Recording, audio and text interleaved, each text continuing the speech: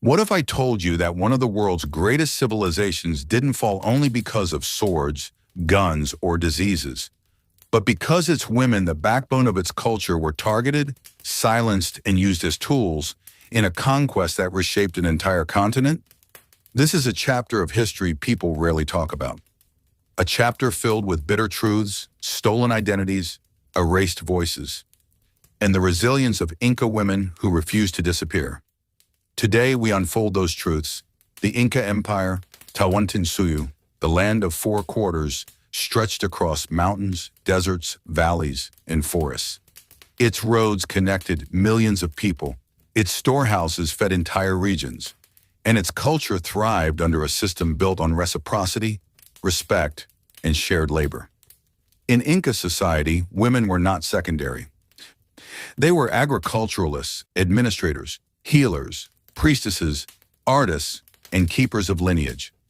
Their presence held spiritual, economic, and political weight. But everything changed in the 16th century. The arrival of the Spanish.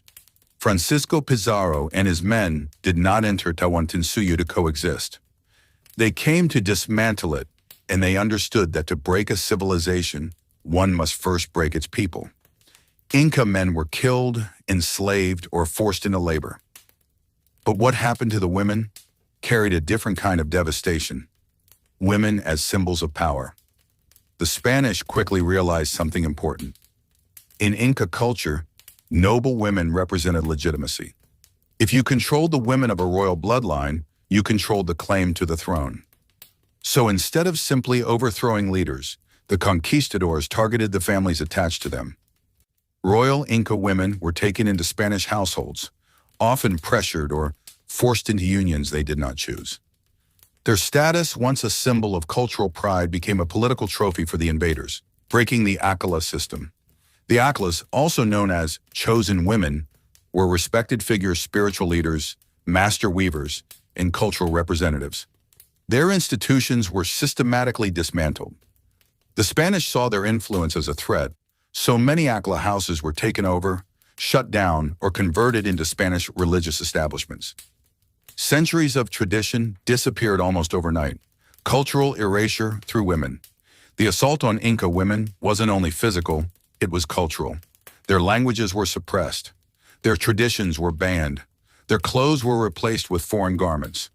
Their spiritual roles vanished under European religious structures. By controlling the women, the Spanish disrupted inheritance systems, kinship networks, cultural education, spiritual continuity, community leadership. Entire generations lost their connection to identity. Forced labor, domestic servitude.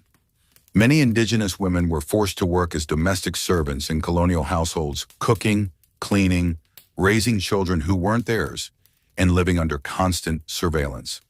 These women existed in a world where their voices carried no legal protection. Their labor was exploited, their autonomy ignored.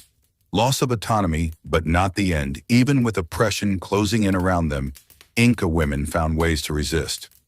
Some protected their children by secretly teaching them the Quechua language.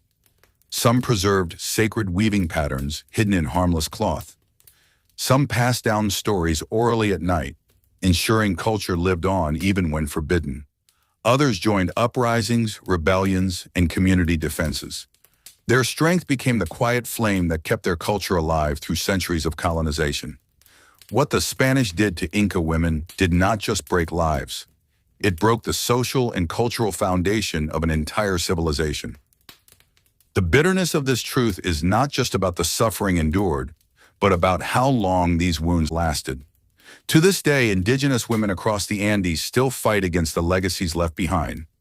Exploitation, social inequality, loss of land, cultural suppression, historical erasure. But despite all this, the culture survives. Because the same women who were targeted became the protectors of memory. They did not let their identity die even when the world tried to destroy it.